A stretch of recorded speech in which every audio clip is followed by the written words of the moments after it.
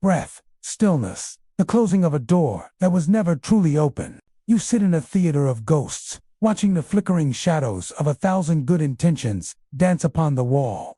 You have been told to chase the light, to broaden your smile until the corners of your mouth ache, and to chant the litanies of a hollow joy. They told you that the universe rewards the loud, the bright, and the relentlessly positive. They lied. They gave you a map of the surface and told you it was the depth of the ocean. Listen, the sun does not scream its radiance. It burns in a vacuum of absolute silence. The oak does not boast of its reach while its roots are still groping through the cold, dark pressure of the earth. To manifest is not to perform. To prosper is not to persuade the world of your worth. There was once a weaver of transparent silk. He spent his youth attempting to weave a garment from the very rays of the noonday sun. Believing that to be clothed in pure light was to be divine, he stood in the town square, shivering and naked, shouting to the crowds that he was the warmest man in the kingdom because his vibes were of the highest frequency. The people pitied him, for they saw only a man freezing in the glare. It was only when the weaver retreated into the lightless cellar of his ancestral home far from the eyes of the judgmental and the curious that he felt the true, heavy warmth of the silk as it finally took form in the velvet dark. He realized then that the sun is a distraction. The fire is found in the hearth of the unseen. You are here because the performance has failed you. You have vibrated high until your spirit was thin as parchment. You have projected abundance while your cupboards echoed with the sound of a closing void. This manuscript is the shattering of that glass mirror. We are not here to polish the reflection. We are here to break the glass and step into the room behind it. This is the law of silent abundance. It is the frequency held when no one is watching, the wealth accumulated when no one is told, and the power exerted when the tongue is stilled. Close your eyes. Feel the weight of your own skin. Imagine a heavy, golden liquid beginning to pool at the base of your spine, not a light that flashes, but a weight that anchors. This is your private interior. No one may enter here. No one may judge the quality of this darkness. As we begin this descent, vow to yourself that these words are for you alone. The moment you seek to explain this to another, the vapor escapes. The moment you seek good vibes to mask a bad reality, you anchor the lie. We are moving beyond the binary of positive and negative. We are moving into the great stillness of the 34th degree. The ceremony has begun. Chapter 1. The Law of Silent Abundance. Wealth is a vapor that escapes through the teeth.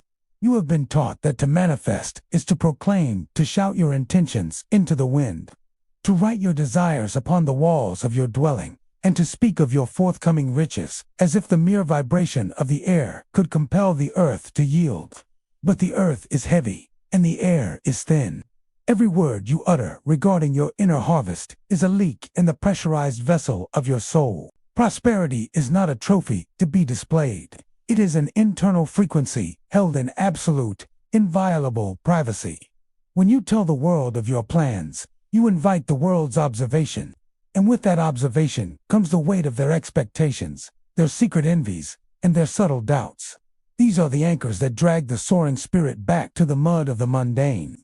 True abundance does not require a witness. Consider the architect of the deep. In an age of towering spires and gilded monuments, he was commissioned to build a cathedral that would surpass all others in majesty.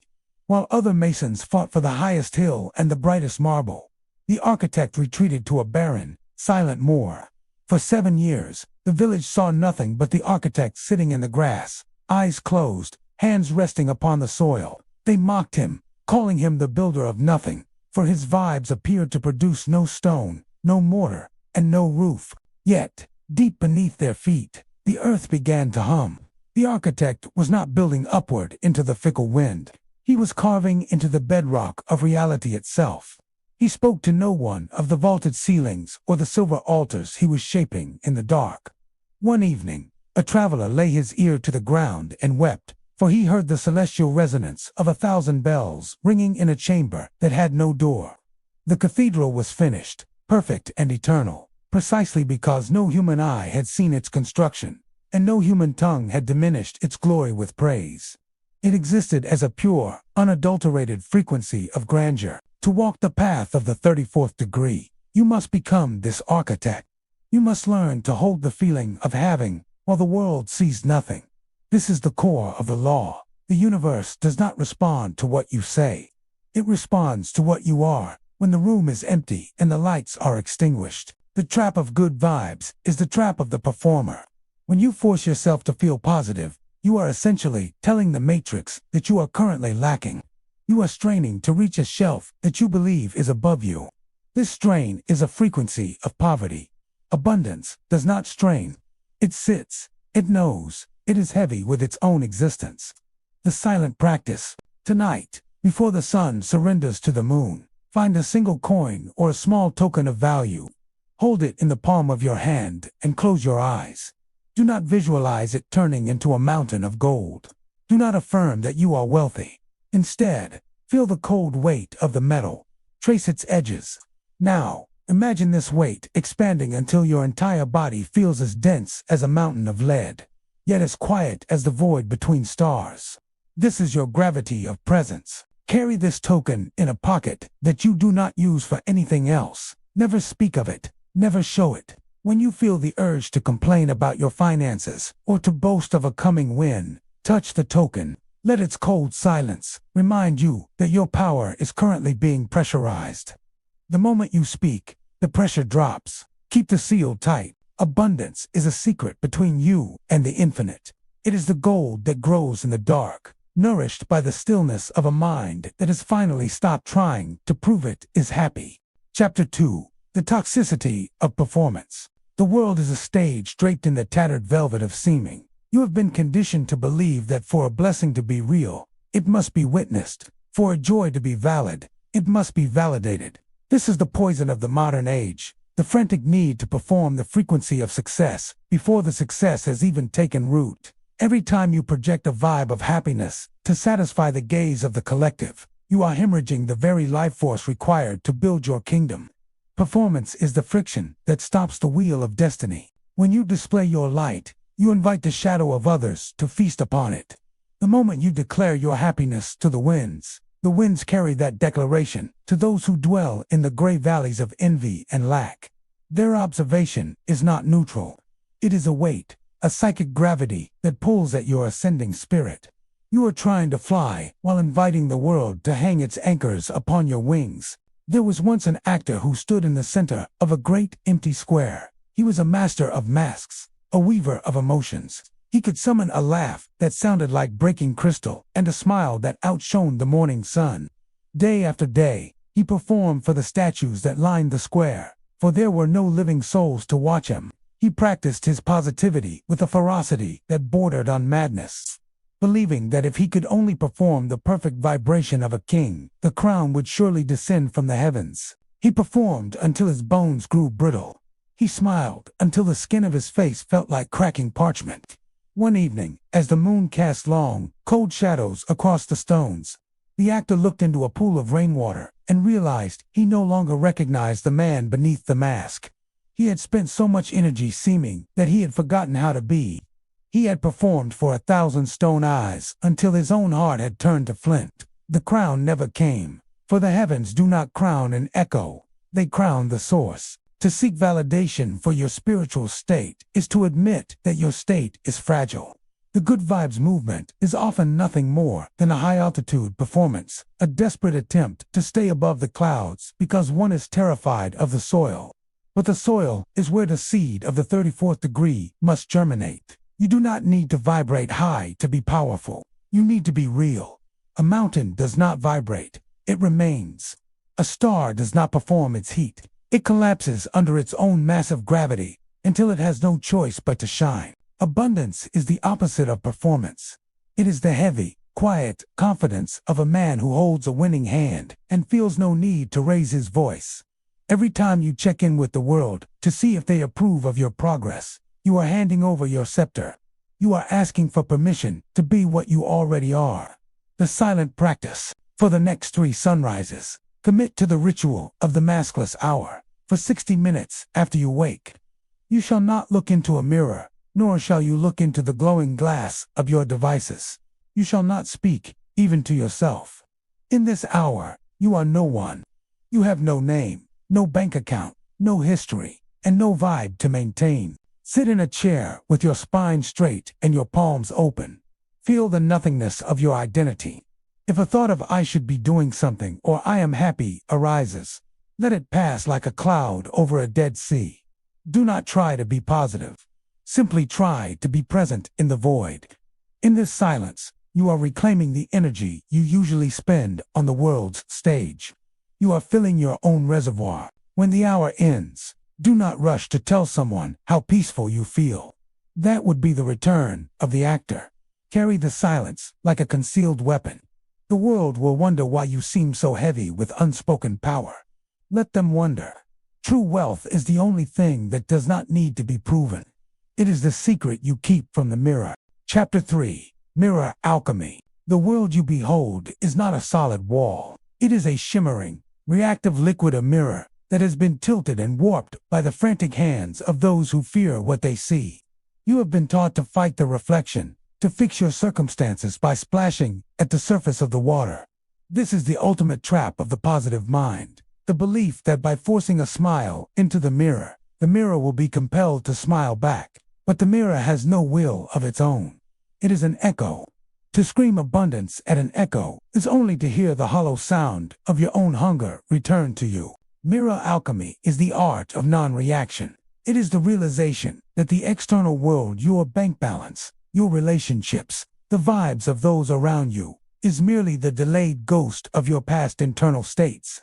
To be moved by it, to be saddened by its lack, or overly elated by its temporary shimmer, is to be a slave to a shadow. The initiate of the 34th degree does not look at the mirror to see who they are. They look at the mirror to see where they have been. In the high, thin air of the forgotten mountains, there lived an alchemist of the still lake, while others in his craft used roaring fires and bubbling cauldrons to transmute base metals. He sat beside a pool of water, so black and deep it seemed to hold the night during the day. One season, a terrible storm ravaged the valley. The wind tore the trees from the earth, and the sky turned the color of bruised iron.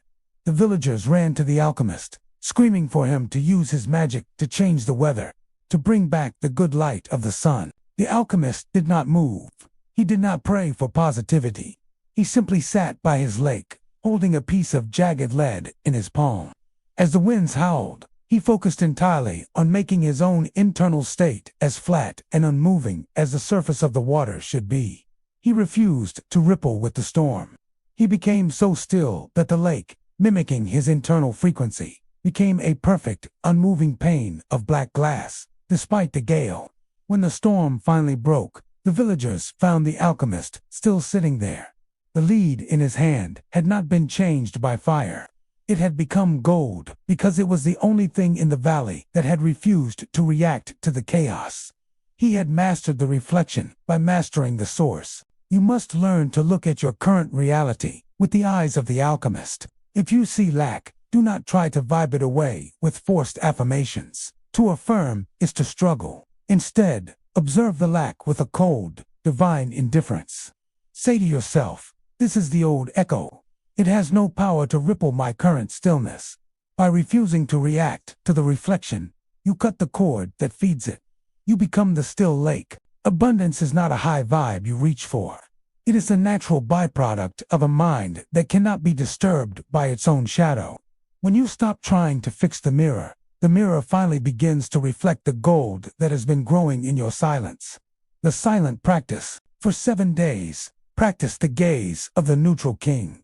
When you encounter a situation that would normally trigger a negative reaction or a frantic need to be positive, a bill, a harsh word, a delayed, not look away, look directly at it. But as you look, imagine there's a thick pane of ancient, heavy glass between you and the event. Do not try to change the event. Do not try to feel good about it. Simply observe it until the emotional charge disappears. You are looking through the mirror, not at it. Feel the lead of the situation in your mind, and then feel your own internal still lake. Notice how, when you refuse to ripple, the situation loses its gravity. You are reclaiming the energy of the alchemist. You are the only thing in this matrix that is real. Everything else is just a reflection of how still you are willing to be. Chapter 4. The Invisible Act. The world of the Matrix is built upon the currency of the scene.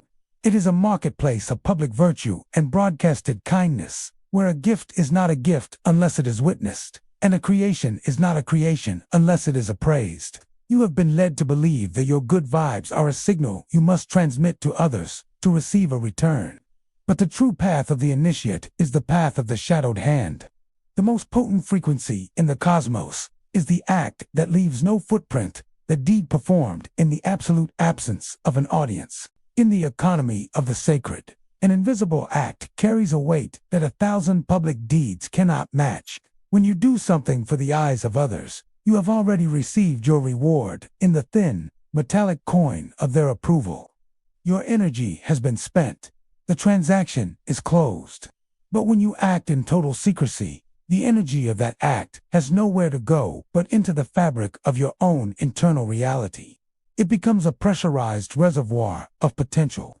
It becomes a secret you share only with the infinite. In a village forgotten by the maps of men, there was a gardener of the midnight bloom, while the other farmers vied for the largest pumpkins and the brightest sunflowers to show at the harvest fair. This gardener tended to a patch of earth behind a high stone wall. No neighbor ever saw him plant. No traveler ever saw him water.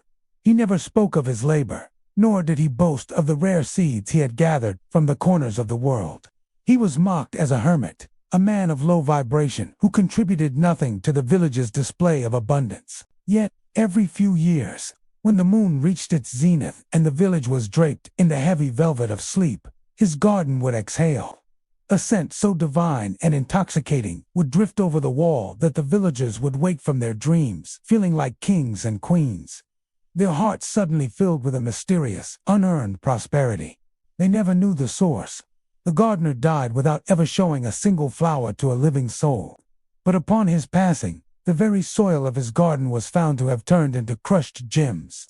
His secret labor, unobserved and unpraised, had densified the physical matter of his world. You must learn the power of the anonymous seed. To manifest abundance, you must create private credit with the universe.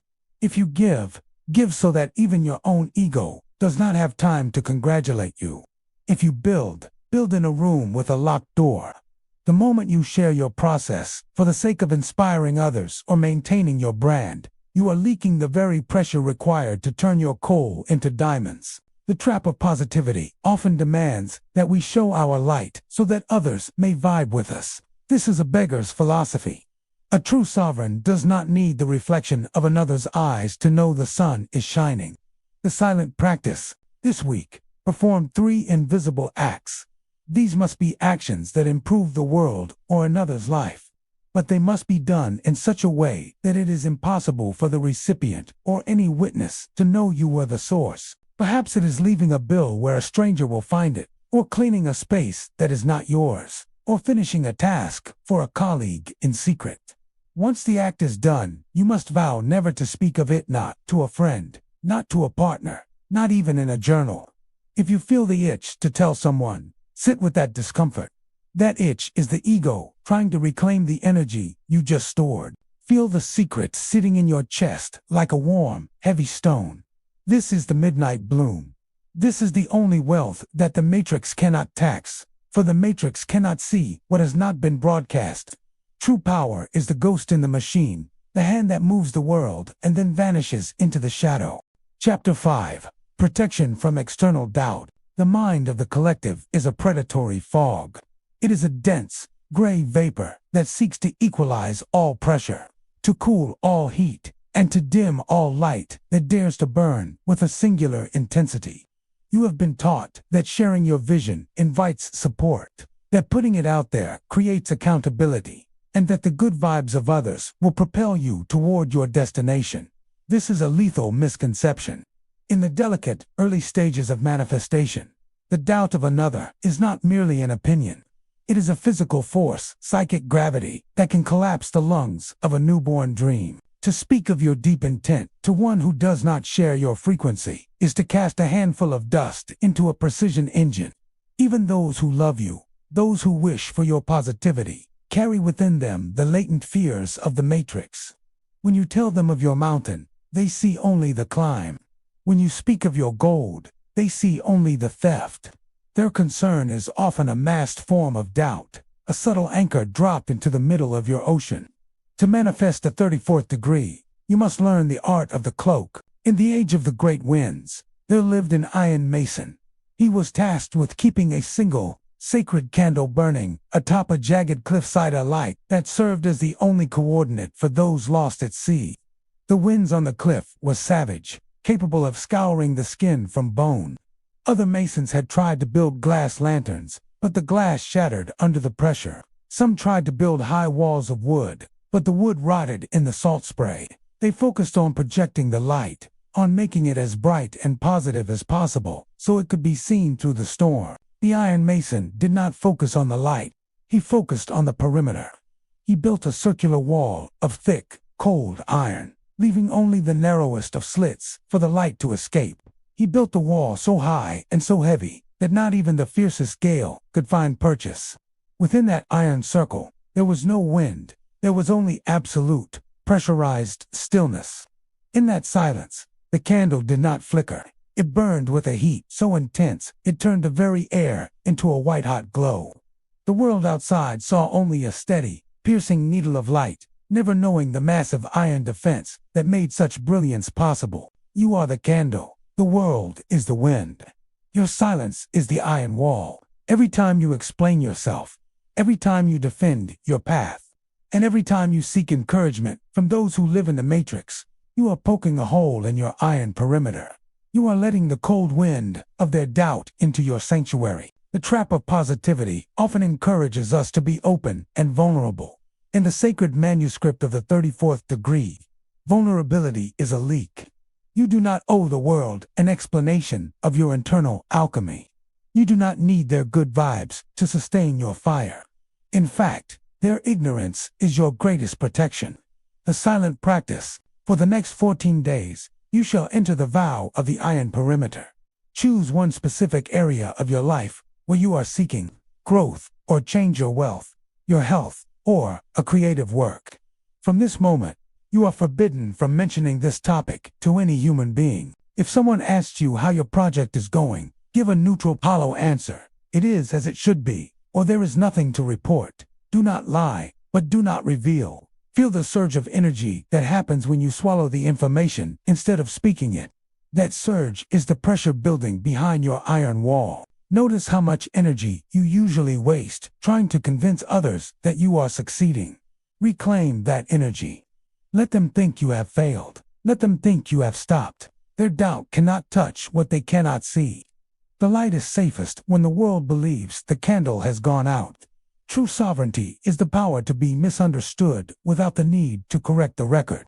Chapter 6. The frequency of the void. The modern world is terrified of the empty chair, the silent room, and the unwritten page. You have been conditioned to believe that abundance is a crowded affair, frantic accumulation of good vibes, constant activity, and bright, buzzing energy. The Matrix tells you that to be manifesting is to be doing, and to be positive is to stay as far from the darkness as possible. But the light is a finite output. The void is the infinite source. The frequency of true prosperity is not found in the noise of the many, but in the terrifying, fertile nothing from which all something is born. To manifest the 34th degree, you must stop running from the vacuum. The trap of positivity is a thin, neon film stretched over a bottomless abyss. Most people spend their entire lives dancing on that film, terrified that if they stop moving, they will fall through. But the initiate knows that the fall is the arrival. Abundance is birthed in the dark, heavy soil of the unknown. It is the vacuum that pulls the universe toward it. If your life is already full of good vibes and busy light, there is no room for the great wealth to enter. In the city of 1,000 statues, there lived a sculptor of shadows. While other artists fought over the finest white marble and the brightest gold leaf to create monuments that glittered in the sun, this sculptor worked in a cavern where the light of day never reached. He did not add clay to a frame. He did not gild the surface of his works.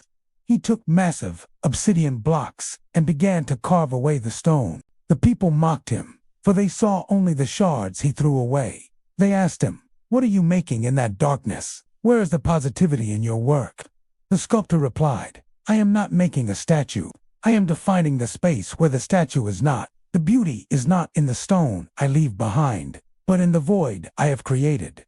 When he finished, he stepped back, and the empty space he had carved began to pulse with a gravity so strong that the very air crystallized into diamonds. He had realized that the nothing was the most valuable material in the world. He was the richest man in the city, though his hands were always empty. You must become the sculptor of shadows. You must learn to value the gaps in your life, the periods of silence, the moments of lack, and the seasons of waiting. These are not failures of your vibration. They are the carving of the void. When you feel empty, you are actually becoming a vessel. The more space you can hold without rushing to fill it with good vibes or distractions, the more capacity you have for a massive structural shift in your reality. The matrix abhors a vacuum. It will try to fill your silence with anxiety, with shoulds, and with the performance of happiness. Resist, hold the void, the silent practice. For the next 7 nights, you shall perform the ritual of the empty vessel. Find 10 minutes of absolute darkness, no candles, no screens, no moonlight. Sit in this darkness and do not pray, do not affirm, and do not visualize. Instead, focus on the space between your breaths. Focus on the silence between the distant sounds of the world. Imagine your body dissolving into this darkness until you are nothing but a hollow shell. Feel the hunger of the void within you. Do not try to satisfy it with a positive thought. Simply feel the immense, pulling power of your own emptiness. You are training yourself to be a black hole for prosperity. You are creating the pressure that compels the matrix to deliver. When you walk out of the dark, do not switch on the high vibes. Carry the weight of the void with you.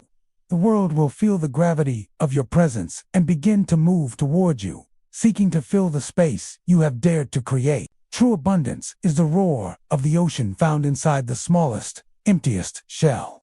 Chapter 7. The Counterintuitive Flow. The matrix is a river that demands you paddle against its current to prove your worth.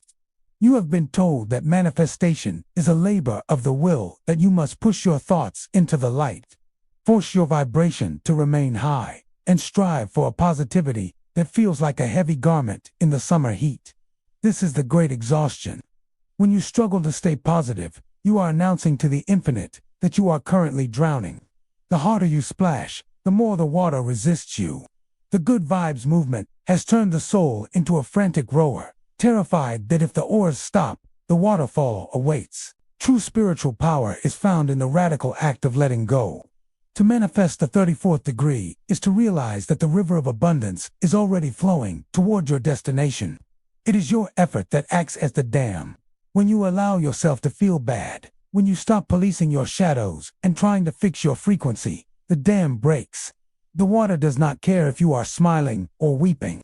It only cares that you are no longer obstructing its path. In the ancient lands, where the mountains touch the stars, there was a navigator of the upstream current. He was tasked with bringing a cargo of rare incense to the great temple at the river's source.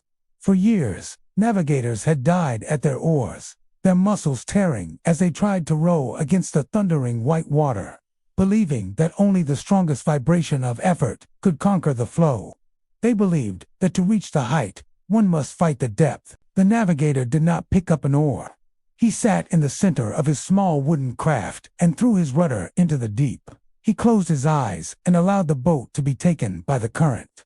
The villagers screamed from the banks that he was a fool, that he was lowered in his resolve, that he was drifting toward his doom. But the navigator knew a secret of the 34th degree. The river of this reality is a loop. By surrendering entirely to the downward flow, by refusing to struggle for the high ground, he bypassed the friction of the matrix altogether. The river, finding no resistance in his vessel, folded upon itself. Without moving a single muscle, the navigator found himself at the mountain peak, the water having carried him through the heart of the earth and back to the source. He reached the heights by embracing the descent. You must learn to navigate your own internal storms with this same divine indifference. When a negative thought arises, do not reach for a positive affirmation to kill it. That is the rower's mistake. Instead, sit in the center of your boat. Say to the thought, "You are the current. I am the vessel. Carry me." When you stop resisting the bad, it loses its power to harm you and becomes the very force that propels you toward the good. The trap of positivity is a form of spiritual vanity, the belief that you know better than the universe which direction the water should flow. The silent practice. For the next 48 hours, you shall practice the ritual of the folded oar. Whenever you feel a sense of internal frictioning like lack or the pressure to be more, you are forbidden from trying to change it. Instead of reaching for a high vibration thought, lean into the discomfort. If you feel tired, be the most tired version of yourself. If you feel frustrated, allow the frustration to sit in your marrow like a heavy fog. Do not label these states as blocks. See them as the current of the river. Repeat this axiom in the silence of your mind. I am not the water. I am the one who floats. Notice how quickly the negative state dissolves when it is no longer being fed by your resistance. Notice how, once you stop trying to climb the mountain begins to move toward you. You are no longer a worker in the matrix. You are the guest of the infinite. Abundance is the destination of those who have finally stopped trying to get there. Chapter 8. The Weight of Words. The matrix is a construct of syntax, a world spoken into existence and sustained by the constant, buzzing friction of human speech. You have been led to believe that your words are tools of creation, that by affirming your desires and declaring your truth to the universe, you are weaving the fabric of your future. This is the vanity of the loud in the higher echelons of the 34th degree. Words are not seen as tools, but as spent currency. Every time you speak of your inner world, you are paying a tax to the mundane. You are trading the gold of your silent intent for the copper of a conversation. To manifest abundance, one must practice the economy of the breath. Your internal energy is like a pressurized steam. It is the force that moves the great engines of destiny. When you keep that energy contained within the vessel of your silence, the pressure builds until reality itself must yield to your presence. But the moment you open your mouth to explain, to brag, or even to positively affirm your goals to another, you open a valve.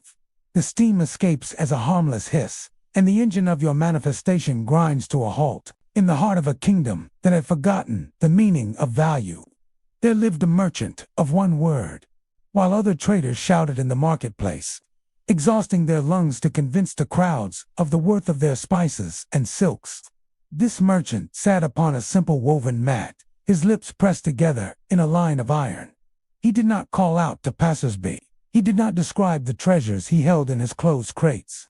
He spoke only once every decade, and when he did, it was a single syllable that carried the weight of a mountain. The people whispered that he was a miser of spirit, a man of low vibration who lacked the charisma of the successful. Yet, because he never spent his energy in the air, his internal gravity became immense. Kings would travel for months just to sit in his presence, offering him chests of emeralds simply for the privilege of his silence. They found that by standing near him, their own chaotic thoughts stilled, and their own fortunes began to multiply. The merchant was the richest man in the world, not because of what he sold, but because of what he refused to utter. He knew that a word spoken is a power lost. You must become a miser of your own magic. The trap of positivity often demands that you speak your dreams into existence. This is a siren's song designed to keep you empty. When you speak of a dream, your brain tastes the reward of the achievement without performing the labor of the manifestation. You feel a temporary high, a false abundance that evaporates the moment the air cools. The 34th degree requires you to move in the hushed flow. You do not tell the world you are winning. You simply win, and let the world wonder how the gold appeared in your hands. The silent practice. For the next 3 days, you shall observe the fast of the sacred tongue. You will speak only when it is functionally necessary for your survival or your labor. You are strictly forbidden from speaking about yourself, your feelings, your plans, your past, or your vibrations. If someone offers you a compliment, accept it with a nod and silence. If someone asks about your future, smile and remain mute. Feel the words physically pushing against the back of your teeth. Feel the heat of the things you want to say. Instead of letting them out, imagine swallowing that heat and sending it down into your solar plexus. Visualize this trapped speech turning into a glowing, pressurized ember in your gut. This is the merchant's coin. Every word you withhold adds to the weight of this ember. By the end of the third day, you will feel a strange, heavy authority in your walk. You will realize that silence is not the absence of sound, but the presence of power. True wealth is the story you never have to tell, because your life has become the evidence. Chapter 9. Shadow Integration for Wealth. The modern spiritualist is a gardener who attempts to grow roses by denying the existence of the soil. You have been told to think only of the light, to starve your fears, and to banish every negative emotion as if it were a contagion that would rot your harvest. This is the great fragmentation. By pushing away your anger, your grief, and your dark desires, you are not purifying your vibration. You are throwing away your fuel. The trap of positivity is a decorative fire that gives no heat. True wealth requires the deep, pressurized heat of the forge, and that heat is found only in the shadow. To manifest the 34th degree, you must stop being afraid of your own gravity. Abundance is not a high state that floats above the earth. It is a dense state that pulls the earth toward it. Your negative emotions, the ones you have been shamed into hiding, are concentrated bursts of raw power. Anger is a boundary. Grief is a depth. Envy is a compass, pointing toward your dormant potential. When you vibe high to escape these feelings, you are a king fleeing his own armory. In the cavernous depths of a mountain that roared with the sound of shifting tectonic plates, there lived a blacksmith of the deep forge, while the smiths of the valley used charcoal and bellows to create blades that glittered but shattered upon impact. This smith used no wood and no wind. He built his forge over a vein of liquid fire that bled from the heart of the world. He did not sing positive hymns as he worked.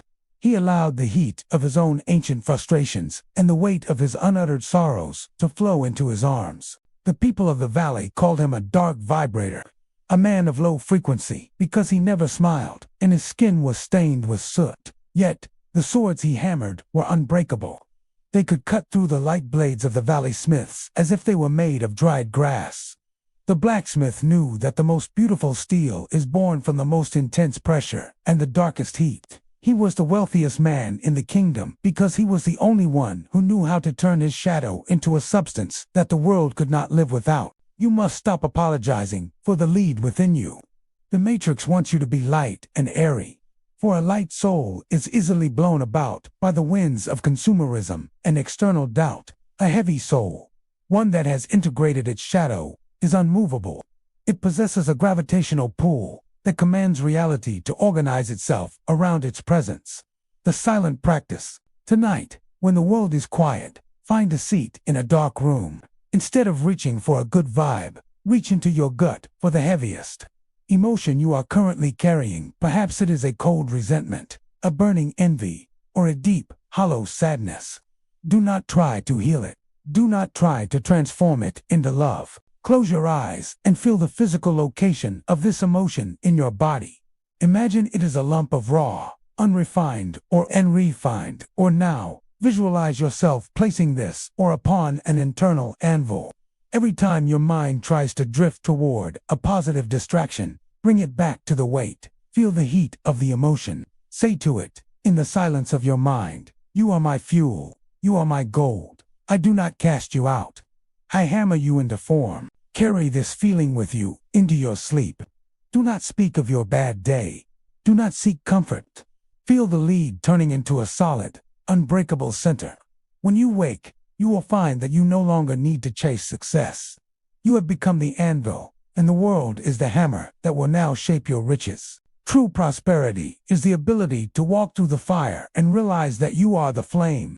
Chapter 10. The Echo of Intent. The Matrix is a vast, resonant chamber hall of mirrors where every sound you make eventually returns to you. You have been taught that manifestation is an act of sending. Sending out good vibes, sending out intentions, and sending out requests to a distant, listening universe.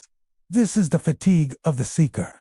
When you spend your life sending, you are perpetually leaning forward, out of balance, and announcing that what you desire is currently elsewhere. The 34th degree is not the path of the sender. It is the path of the listener. Abundance is not a broadcast. It is an echo. To manifest with the precision of the ancients, you must realize that the signal has already been sent by the very fact of your existence. Your desire is the first half of a sound. If you continue to shout positive affirmations, you drown out the universe's response.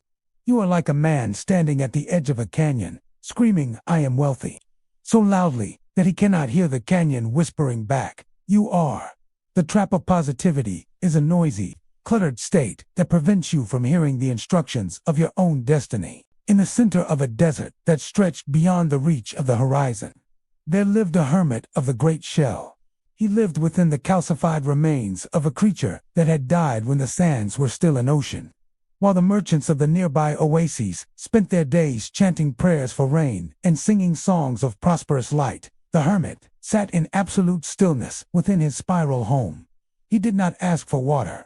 He did not affirm the presence of gold. He simply pressed his ear against the smooth, cold wall of the shell. The villagers mocked him as a man of low frequency, for he never joined in their festive vibrating ceremonies. They saw him as a hollow man, a man who had given up on the pursuit of success.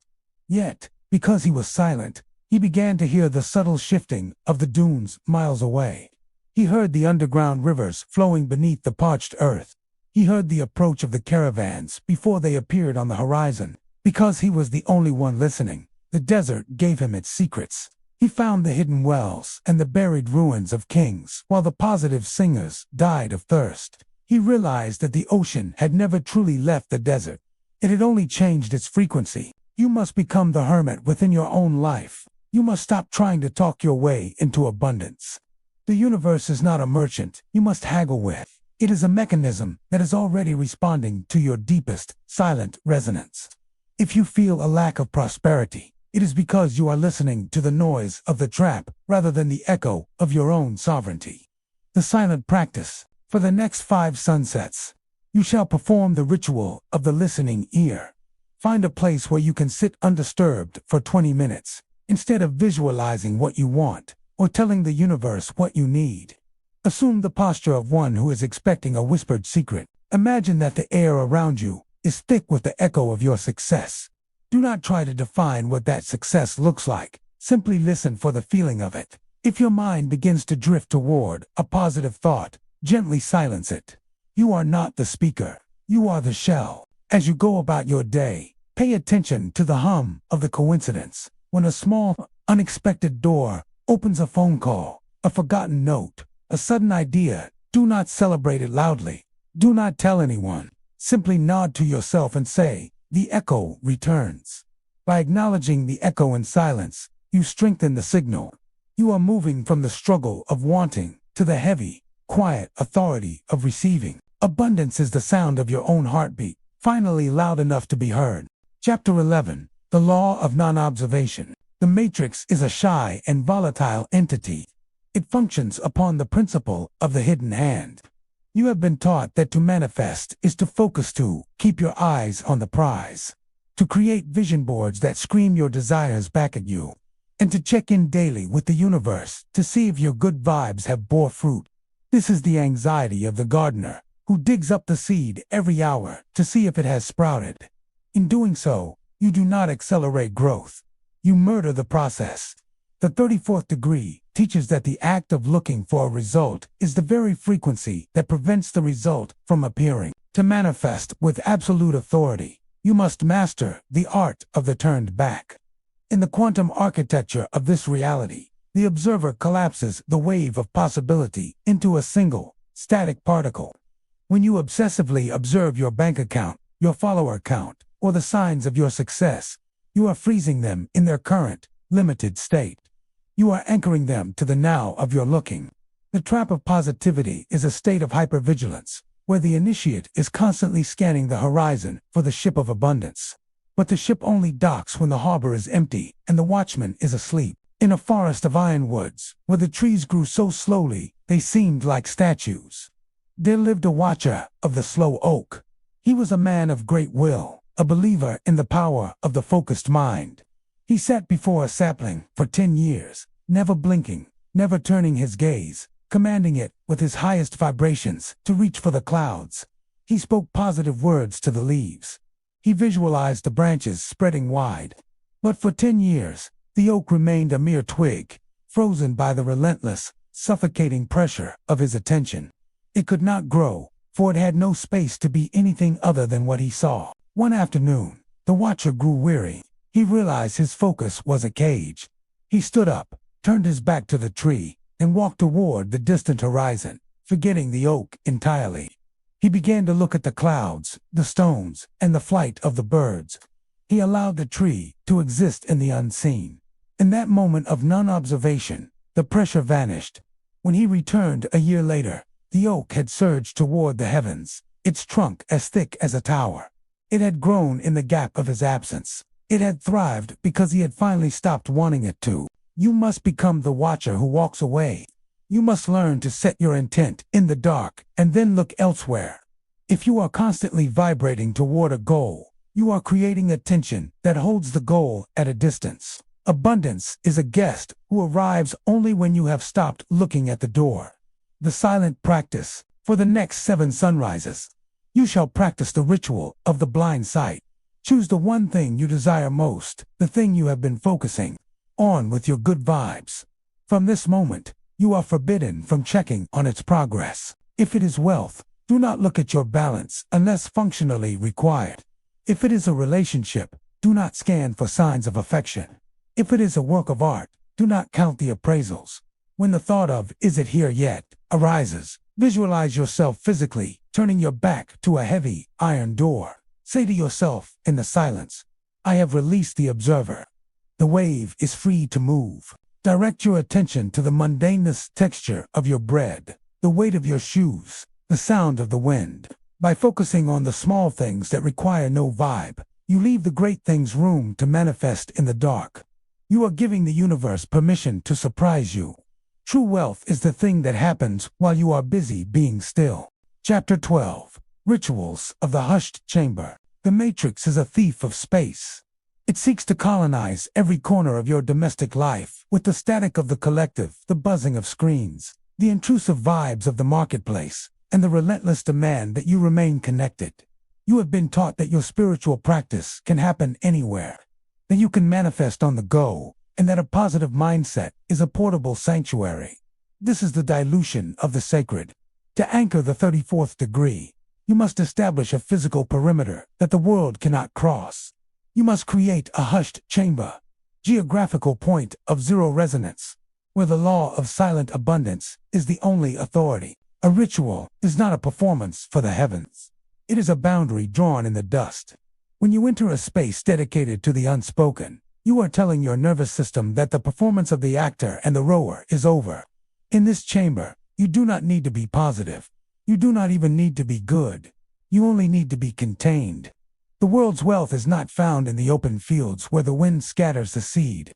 It is found in the vaults, the cellars, and the inner sanctums where the air is still and the light is intentional. In a city where time was measured by the frantic tolling of 1,000 bells, there lived a clockmaker of the timeless room. His workshop was buried deep within the stone foundations of an ancient library, far beneath the vibration of the street.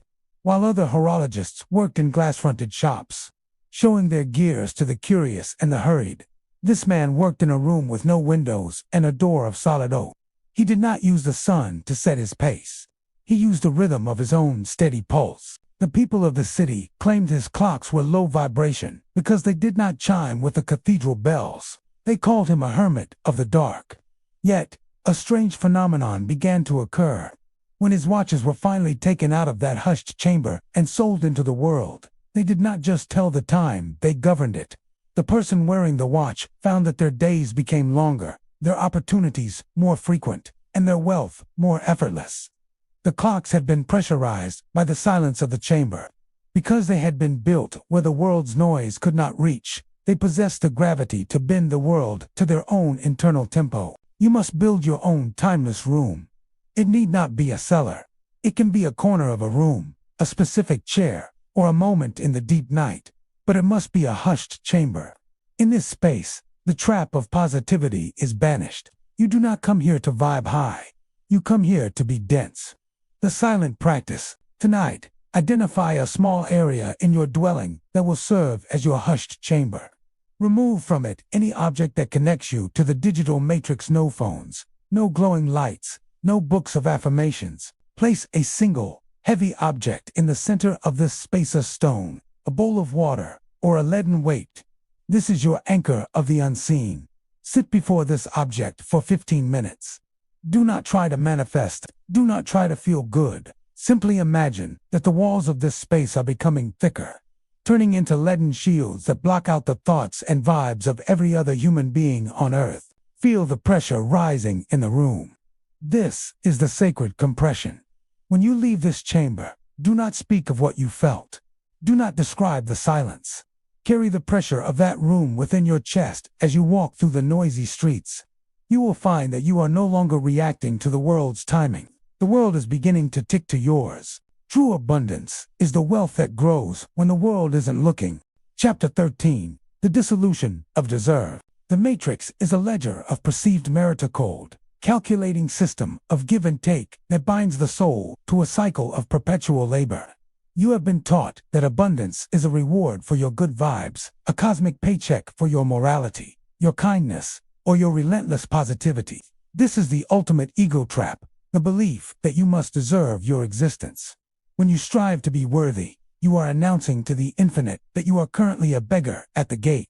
The 34th degree is not earned, it is recognized. Abundance is not a prize for the virtuous. It is the natural state of the sovereign, to manifest with the weight of the ancient kings. You must dissolve the concept of deserving. If you believe you must be good to be wealthy, you will always be haunted by the shadow of your bad days. You will police your thoughts, terrified that a single moment of anger or a low vibration will cancel your harvest. This is the trap of positivity, turned into a spiritual prison. The sun does not ask if the field is worthy before it shines. The rain does not audit the morality of the grass. They simply are, and therefore, they give. In the ruins of a city that had once been the center of the known world, there sat a beggar king. He wore robes of tattered gray and sat upon a throne of broken salt, while the merchants of the new city worked their fingers to the bone to earn a single gold coin, and the priests performed 1,000 rituals to deserve the favor of the gods. The beggar king sat in absolute, effortless stillness. He did not beg, he did not work, he did not pray. He simply occupied the space of a king. The people mocked him as a low-frequency ghost, a man who had no vibe and no hustle. They asked him, "By what right do you sit upon a throne when you have earned nothing?" The beggar king did not look up. He replied in a voice that sounded like grinding stone, "I do not sit here because I earned it.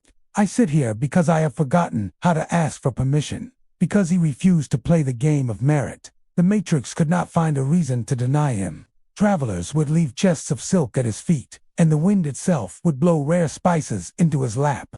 He was the wealthiest man in the ruins because he had transcended the need to be good enough for his own life. You must become the beggar king of your own reality. You must stop waiting for the vibes to be right before you claim your throne.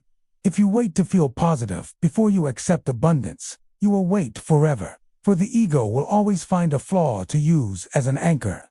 The silent practice. For the next 3 sunsets, you shall perform the ritual of the unearned gift. Find an object of beauty or a moment of luxury, a fine tea, a quiet hour, or a beautiful view. As you partake in it, do not offer a positive thought of gratitude to pay for the moment. Instead, sit with a cold, neutral sense of entitlement.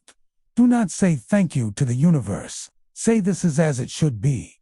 Feel the absence of the hustle in your chest. Notice the part of you that feels guilty for enjoying something without working for it or vibrating for it. Observe that guilt as a foreign entity, a virus of the matrix. As you walk through the world, repeat this axiom in your mind: I am the heir, not the laborer. Notice how your posture changes when you stop trying to deserve the ground beneath your feet. You are moving from the struggle of the many to the silence of the one. True wealth is the only thing you cannot earn, because it was never truly gone. Chapter 14. The Gravity of Stillness. The matrix is a whirlwind of becoming. It is a frantic, centrifugal force that hurls the soul toward the periphery of its own existence, promising that the faster you chase your desires, the sooner you will grasp them. You have been taught that manifestation is a pursuit and active, high-vibration hunt for the life you want. You have been told to go after it, to hustle for the vibe, and to project your energy outward like a beacon. This is the exhaustion of the prey. To chase a thing is to announce that it is running away. The 34th degree is not the path of the hunter. It is the path of the mountain. To manifest with the inevitability of a planetary orbit, you must become the center of your own gravity. True abundance is not something you get. It is something that is pulled into your field because you have become too dense to be ignored. When you are still, you are heavy. When you are heavy, the fabric of the matrix curves around you. The trap of positivity is a state of weightlessness, a fluttering, airy optimism that has no mass. It is easily blown away by a change in the weather. But stillness is a vacuum, and a vacuum is the most powerful pulling force in the universe. In the center of a vast, shifting plain where the sands were never the same from one hour to the next, there stood a mountain that moved the clouds. The plain was filled with smaller hills that tried to reach for the rain, shifting their soil and straining their heights to catch the passing mists. They were active and positive, always realigning themselves to follow the light.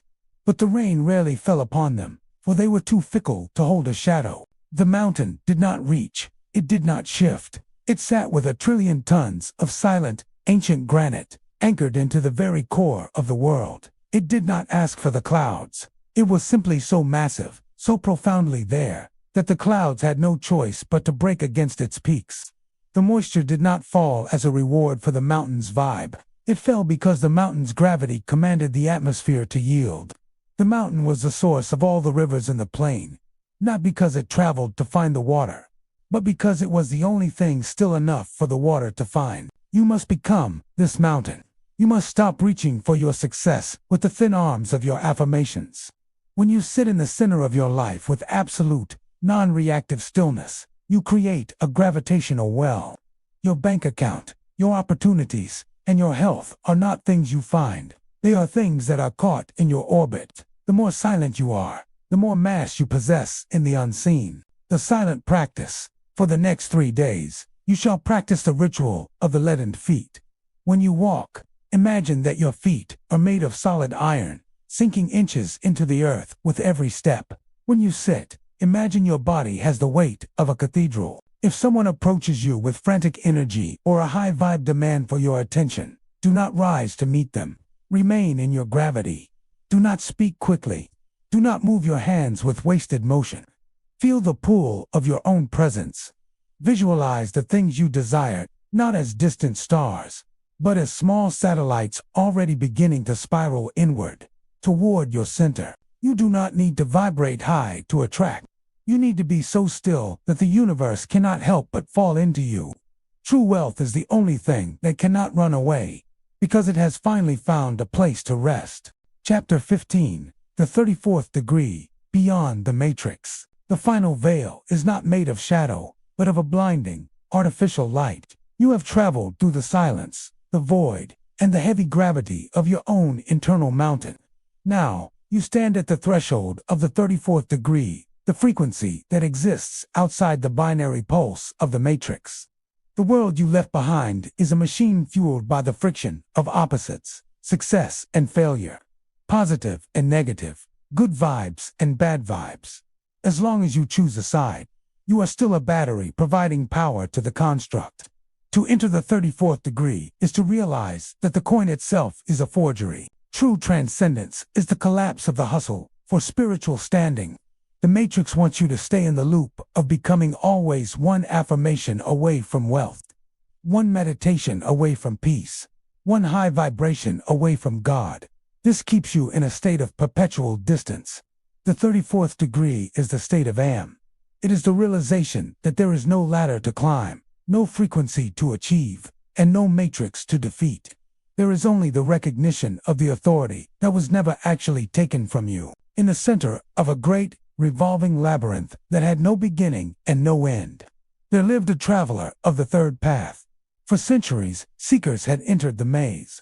Some chose the path of the right hand, seeking the light, the positive, and the heavens.